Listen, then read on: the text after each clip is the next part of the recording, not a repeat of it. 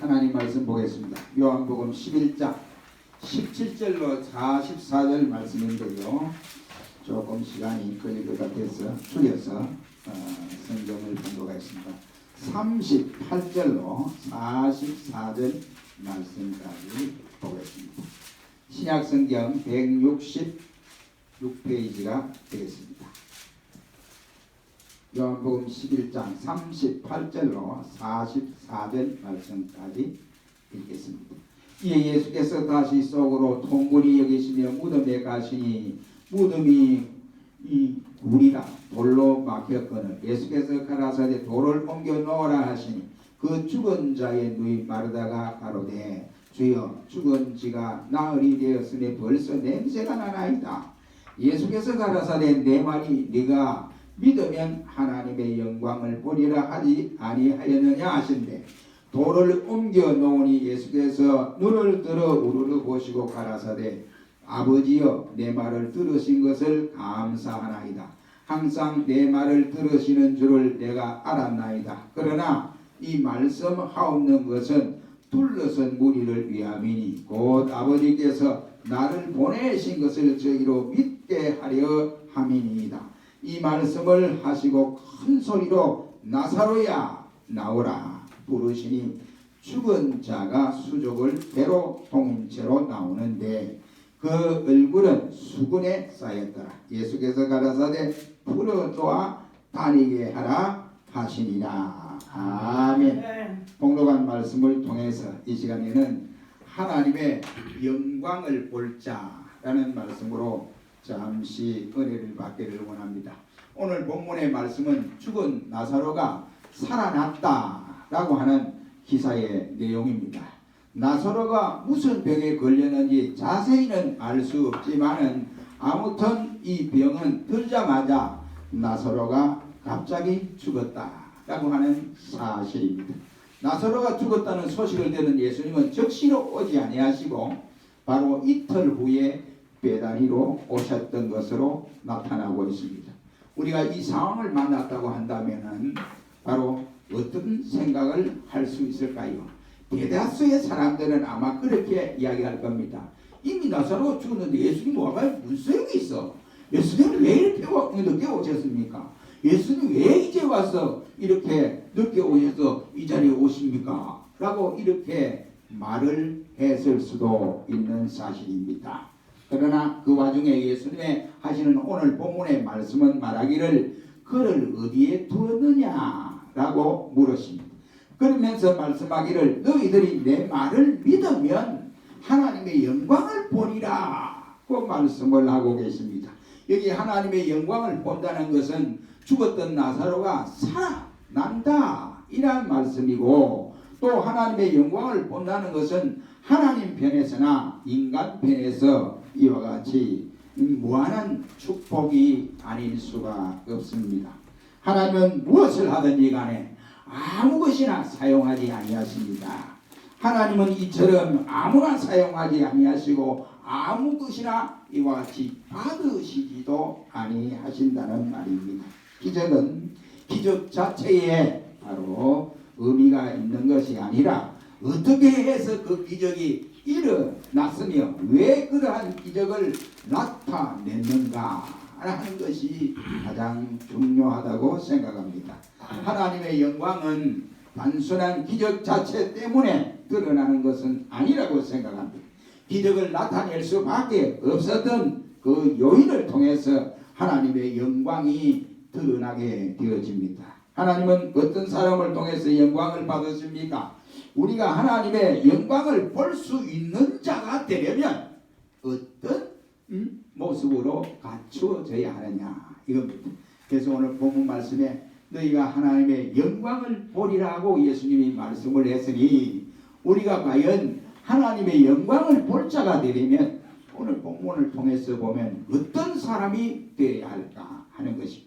첫째는 하나님의 영광을 볼 자는 6절 말씀과 14절 말씀에 보면 주님의 뜻을 조용히 기다릴 줄 아는 자에게 하나님의 영광이 드러난다 라고 말씀을 하고 있습니다. 오늘 봉독한 6절에 보면 나사로가 병들었다 함을 들으시고 그 계시던 곳에서 이틀을 더 유하시고 그 후에 제자들에게 이르시되 유대로 가자 하시니라고 말씀을 하고 14절 말씀에는 예수께서 밝히 이르시되 나사로가 죽었느니라 그 말씀을 하고 있습니다. 이 말씀들을 종합해 보면 나사로의 병은 보통 병이 아닌 것임을 우리가 깨닫게 됩니다. 그 당시에 아주 위급한 상황이었습니다. 그래서 예수님은 죽었다라고 말씀을 하고 있습니다. 그런데 예수님의 이러한 모습은 정반대의 모습을 나타내주고 있습니다. 그 소식을 듣고 즉시로 베다니에 가셔야 되는데 가시지 아니하고 이틀을 더 있다가 베다니로 가셨다라고 했습니다. 우리가 알고 있듯이 사람의 생명이 위급할 때는 현세로 보면 위급한 환자를 이송하는 위급 환자를 이송하는 119가 있습니다. 그리고 병원에 가면 위급한 환자를 치료하기 위해서 응급실이 마련되어 있는 것입니다. 그런데 사람이 죽었다는 소식을 듣고도 예수님은 즉시로 가지 아니하고 이틀을 더 지체하셨다라고 한 것은 정말로 보통 사람이 이해하기가 대단히 어려운 상황이다라고 할 수 있습니다. 사람들은 이러한 예수님의 모습이 이해가 되지 않습니다. 어떻게 이해가 되겠어요? 사람이 죽잖아요. 그것도 예수님이 친한 친구, 나의 사랑하는 자, 나의 사랑하는 가정 이렇게 말씀하시는 예수님인데 어떻게 죽었다는 소식을 듣고도 아프다는 소식을 듣고도 아무 응답이 없다가 죽었다라고 하니까 이틀을 지체하고 오셨다 이란 말입니다. 어떻게 사랑하는 가정 또 사랑하는 자가 죽었다는데 예수님은 이럴 수 있느냐 하는 것입니다. 이와 같이 사랑하는 사람이 가족 중에 누가 한 사람이 이와 같이 운명에 처해 있는 이와 같이 죽음의 직전에 처해 있을 때 죽는 본인은 말할 수 없고 그것을 지켜보는 가족들은 정말로 안타깝고 이와 같이 안타까운 상황이고 또 슬프고 고통 중에 있는 이와 같은 나날이라고 할 수 있습니다. 아마 그때는 초를 다투는 이와 같은 화급성이 없지 않아 있을 것이라고 생각합니다. 그런데 예수님은 이와 같이 전혀 그와는 정반대의 행동을 하고 계셨습니다. 나사로의 오누이들이나 이를 보는 동네 사람들은 애타는 모습으로 이와 같이 예수님이 안 오시는가? 예수님이 혹시 좀 이따 오실 건 아닌가? 이렇게 기대만 이와 같은 속에서 있었지만 그러나 예수님은 저러한 모습에 대해서 전혀 아랑곳하지 않으시고 이틀을 더 지체했다고 본문은 소개를 합니다. 그러나 예수님은 이들의 마음이 슬프고 아픈 것보다도 저들이 예수님이 어떤 분이신가를 모르고 있는 그 자체가 주님은 더 마음이 아파했다라고 말씀을 합니다. 예수님은 이미 모든 것을 다 알고 계십니다. 4절 말씀에 보니까 예수께서 들으시고 가라사대 이 병은 죽을 병이 아니라 하나님의 아들로 인하여 영광을 얻게 하려 함이라고 말씀을 하고 있습니다. 그러나 무지한 인간들은 이 사실 주님의 깊은 뜻을 알지 못하니까 막 온통 울고 불고 또 예수님이 늦게 오신다고 조급해하고 불평하고 원망하는 이러한 상황에까지 접어들었습니다.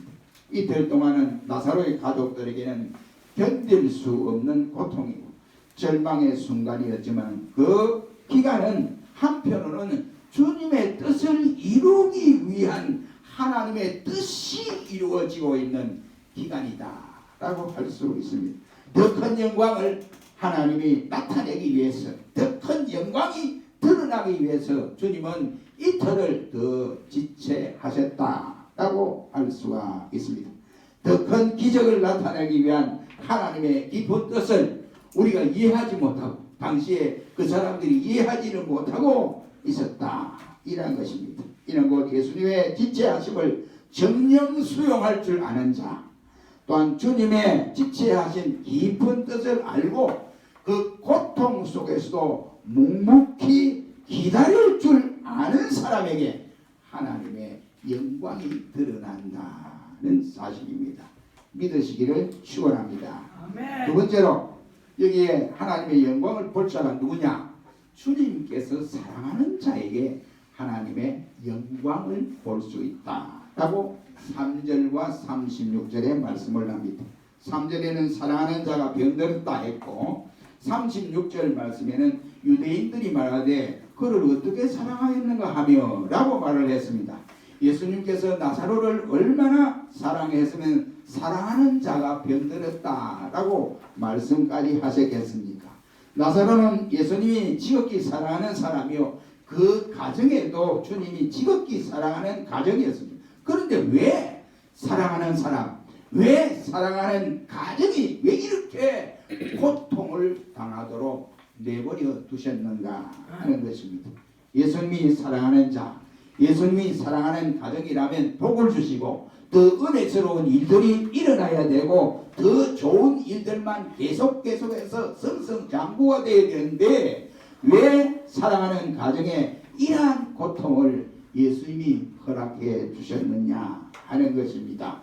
왜 어려운 사람이 고통을 받고 믿음으로 살려고 하고 진리로 살려고 발버둥치는 사람들이 왜 어려움을 당해야 되고 죄나 짓고 이와 같이 의의 길에 전혀 관심이 없는 범죄자들에게는 승승장구가 되듯이 모든 것이 형통하여 지듯이 그렇게 되어지느냐 하는 것입니다.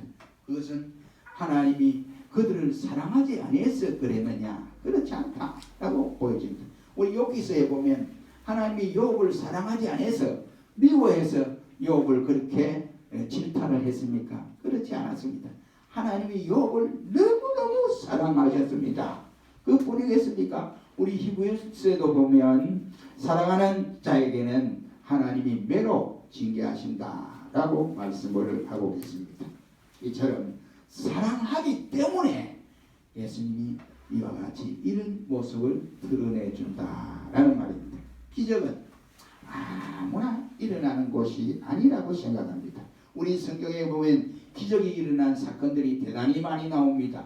그런데 그 기적에 일어난 사건을 보면 알고 보면 모두가 다 이유가 있었다고 하는 사실입니다. 요한복음 2장 말씀에 보면 예수님이 이 땅에 오셔서 첫 번째로 행하시던 기적 이사가 일어나는데 바로 혼인집 잔치집에서 물로 포도주를 만드는 기적이 드러났습니다. 여러분 그곳에 물로 포도주를 만드셨습니다.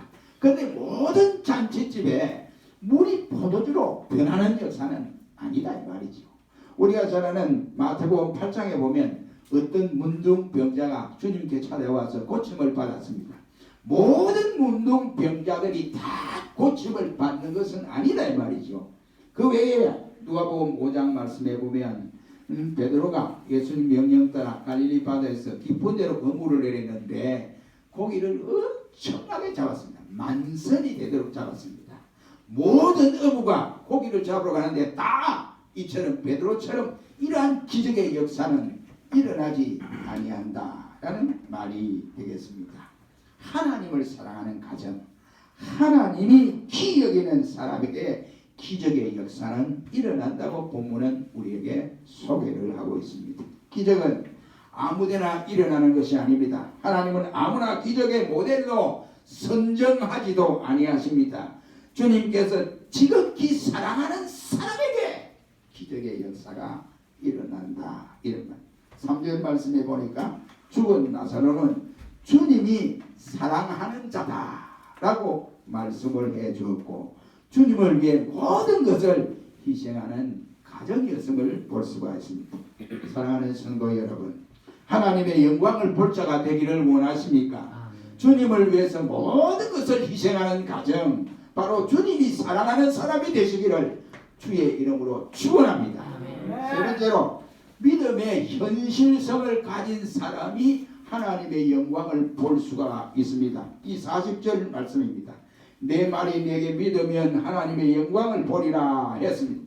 죽은 나사로가 먼 훗날에 살아날 것을 믿는 것도 아니고 여기에 마지막 부활 때 살아날 것을 믿는 것도 아닙니다. 지금 살아날 것을 믿는 믿음이 있어야 한다. 이런 말씀이 되겠습니다. 이 믿음은 단순히 우리의 확신이나 논리에서 나오는 문제가 아닙니다. 예수님이 어떤 분인가 이것을 알 때만이 소유할 수 있는 믿음이다. 이란 말입니다. 인간적으로 볼 때 기적이 일어날 수 있는 확률은 전혀 없습니다. 지금 나사로가 장사 지낸 바 되어서 벌써 나흘이 되어서 썩었다라고 마르다는 표현을 그렇게 하고 있습니다.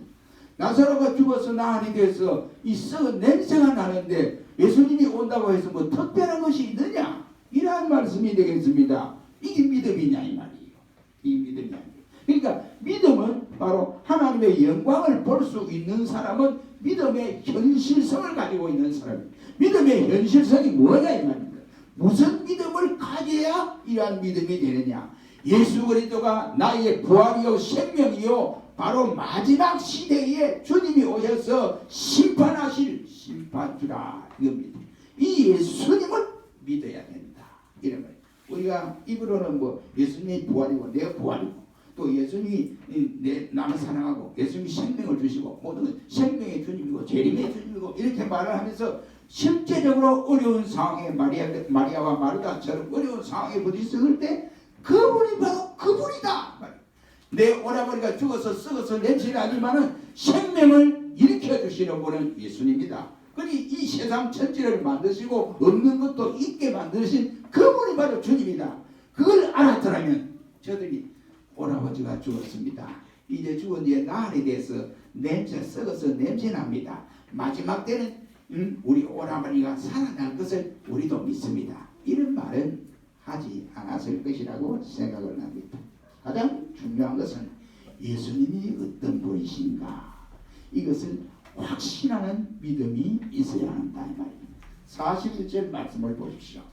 예수님은 돌을 옮겨 놓아라 했습니다. 썩어서 냄새난다고 했는데 돌을 옮겨 놓으라는 거예요. 그래서 돌을 옮겨 놓으라. 여기 제 장에는 돌이죠. 돌. 이 돌은 무엇을 말할까요? 불신입니다. 우리의 불신 그리고 의심 이것을 말합니다. 그러니까 예수님이 하는 길은 돌을 옮겨 놓으라 하고 가만히 있은 것이 아니고 냄새만 썩은 냄새만 맡으라고 한 것이 아니고 나사로야 일어나라 했습니다. 이 말은 행동으로 보여주는 역사를 우리에게 가르쳐 주었다 이 말이에요. 믿음이라고 하는 것은 말로만 주님 사랑합니다. 내가 주님을 의지합니다. 내가 주님 최고입니다. 어려울 때 내가 주님만 의지하고 나가시면 이렇게 해서 끝나는 것이 아니에요. 믿음은 그 말과 행동이 일치할 때 일어나는 거예요. 그래서 무덤 앞에 무엇이 박혀 돌이라고요. 이 돌은 바로 우리의 의심, 불신을 상징합니다. 주님과 나 사이에 이 돌이 하나가 딱 끼어 있으면 우리에게 의리도 나타나지 않습니다. 이 돌이 하나 딱 끼어 있으면 능력도 역사도 성령의 놀라운 역사도 일어나지 않는다.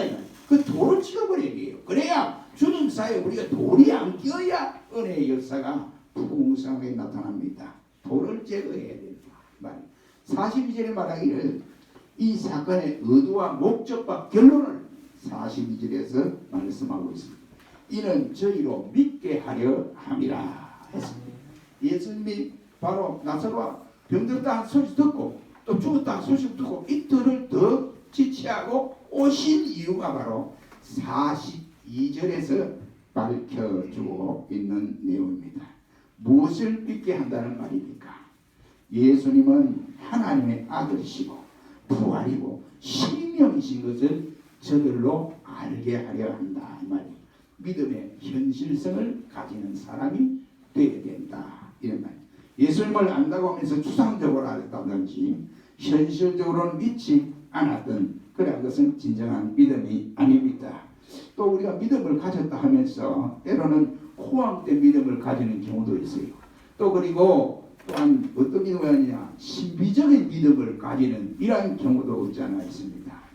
저들은 바로 예수님을 믿기보다는 기적 자체를 더 믿었을지도 모릅니다. 오늘 우리도 똑같은 원리입니다. 우리가 예수님을 믿어야 되는데 기적을 누구나 믿거나 이렇게 하면 아니 된다고 하는 사실을 알 수가 있겠습니다. 저희가 좀 오래됐습니다. 오래됐는데 창원에서 경남노회가 있을 때 집회를 했습니다. 어느 교회가 집회를 했는데 이제 우리 이제 집회를 하면 그 노회 전체 노회원들이 다 집회를 참석해서 은혜를 받죠. 그런데 집회를 하는데 보니까 이 강사 목사가 영천 사람인데 합동천 목사이고. 아니 근데 여집사를 6명을 다 앞에 딱 세워드리면 눈 감으세요. 그러더니 막 한참 막 기도를 하신다고. 기도를 하는데 이제 그러니까 여자분들이 6명 중에 5명이 팍팍 쓰러진 거예요. 한 사람이 안 쓰러진 거예요. 그래가지고 저기 뭐하나 시원하나 싶어서 그냥 눈을 뜨고 본 거예요. 제가 보니까 그 쓰러지지 않는 여집사의 귀에다 대고 협조 좀 해주세요. 협조 좀 해주세요. 무엇을 협조를 해라는 말입니까? 그래서 내가 식사 시간에 노회원들이 그랬어요. 이거는 쇼를 하는 게지 이 집회가 아니다. 그래 따님 목사를 불러놓고 지금 뭐 하는 거냐고. 당장 감사를 보내라. 이런 집회를 하려고 그랬느냐. 그랬더니 그 목사님 이야기가 내 친구인데 영천에 내 친구인데 합동적 목사인데 그때는 상당히 신앙이 좋았는데 나는 그때만 생각하고 그러니까 불러가지고 초청했는데 이럴 줄 몰랐습니다. 그래 내가 조심시키겠습니다. 그래 쇼를 한단 말이에요. 이 사람들이 보기를 예수님을 확실히 믿어야 되는데 그 기적에 대한 관심이 더 많아요. 예수님보다. 그러면 하나님의 영광을 볼 자는 누구냐? 예수님을 확실하게 믿으라. 그럴 때 하나님의 영광이 보여진다. 믿으시기를 축원합니다. 네 번째는 어떤 사람에게 주의 영광이 나타나느냐? 육이 죽고 영이 살 때 하나님의 영광이 나타납니다. 44절 보세요. 예수께서 가라사대 풀어놓아 다니게 하라 했습니다. 44절 상반전에는 죽은 자가 수족을 배로 동인 채로 나오는데 그 얼굴은 무엇으로 쌓였습니까? 수건으로 쌓였더라 했습니다. 나사로의 죽음은 육으로 죽고 예수 그리스도로 말미암아 영이 다시 살아난 것을 말씀하고 있습니다. 나사로가 죽었다가 다시 살아남으로 하나님의 영광이 드러났다라고 했습니다. 요한복음 12장 11절 말씀에는 나사로 까닭에 많은 유대인이 가서 예수를 믿으리라 했습니다. 여기에 목적은 예수님의 이틀을 지체하고 나사로가 썩은 냄새 나는데 그때 예수님이 오신 목적이 뭐냐? 나사로를 살림으로써 많은 사람들이 유대인이 예수 믿고 많은 사람들이 예수 믿게 하려 한다 이 말입니다. 이것이 바로 예수님의 목적이에요. 그래서 예수님이 지체한 거예요. 그래서 하나님의 영광이 더 드러나도록 이렇게 지체했는데 인생들은 그것을 몰랐다 이 말입니다. 그때 오히려 하나님의 영광이 만약에 나사로가 죽었는데 살아나지 못했다면 하나님의 영광이 더 가려워졌을 것이고 모든 사람에게 절망에 빠지게 했을 것입니다. 중요한 것은 나사로가 아닙니다. 나사로 한 사람이 살아남으로 많은 유대인들이 예수를 믿고 많은 사람들이 예수를 믿었다고 하는 것입니다. 유대인들이 예수를 믿게 된 것은 참으로 귀하고 귀한 일이 아닐 수 없습니다. 그러므로 그들이 먼저 복음이 유대인에게 전거되어야 이방인들도 돌아올 수가 있습니다. 예수님은 나사로를 살리신 것에 예수님의 친구라고 불러주셔서 친구 사이니까 살려주신 것도 아닙니다. 나사로가 살아난 결과 많은 사람들이 주께로 돌아오고 하나님의 영광이 드러났다라고 했습니다. 왜 우리에게 기적이 따르지 않습니까? 육이 죽어야 됩니다. 육이 죽지 않고 육에 얽매여 있으면 하나님의 손길이 나타나지를 않는다 이 말이죠. 내가 살아있으나 육에 매여 있으면 산 것이 아니요 죽은 것입니다. 믿음으로 산다고 하지만 예수쟁이라고 하지만 예수쟁이의 역사가 일어나지 않아요. 예수 믿는 그 표적이 나타나지 않습니다. 그러므로 육이 죽어야 된다 이 말이에요. 육이 죽어야 됩니다. 내 속에 뭐가 되느냐? 예수가 살아야 영으로 살아 움직이는 바로 사람입니다. 그래야 하나님의 영광을 볼 수가 있습니다. 사랑하는 성도 여러분, 내가 진정코 하나님의 영광을 볼 자가 되기를 원합니까? 주님의 뜻을 조용히 기다릴 줄 알아야 돼요. 분명히 주님은 모든 것을 역사하시는 주님이다. 주님은 우리의 모든 주권자이시다. 주님의 주권과 통치를 믿는 사람이라면 그 어려운 환경에서 주님 멀리 없거든요. 우리가 저 시편에 보면 하나님이 우리 귀를 만들고 눈을 만들고 입을 만들고 만드셨는데 하나님이 듣지 못해서 귀가 없어서 듣지 못하네 그런 분이 아니라고. 하나님이 눈이 없어서 우리의 상황을 모르고 있느냐 보지 못하고 있느냐 다 보고 있다. 그러니 하나님 보고 계시는데 뭐 답답해서 자기가 먼저 막 주님보다 먼저 나가려고 하는 거예요. 그러니까 주님의 뜻을 조용히 기다릴 때 하나님의 영광을 볼 수 있습니다. 두 번째는 주님이 나를 사랑할 때 영광을 볼 수 있습니다. 그러므로 나는 주님의 사랑을 받는 자가 되어야 되고 믿음의 현실성을 가져야 돼요. 주님을 확실히 믿어야 돼요. 얼부시 믿어도 안 됩니다. 복을 주시는 주님으로 믿어서도 안 됩니다. 그러므로 그 주님은 부활이요 생명이요 부활하고 재림주로 오실 그러한 주님을 확신해야 됩니다. 육이 죽고 영이 살 때 이와 같이 하나님의 영광을 볼 자가 됩니다. 우리 모두 하나님의 영광을 볼 자가 되기를 주의 이름으로 축원합니다. 기도하겠습니다.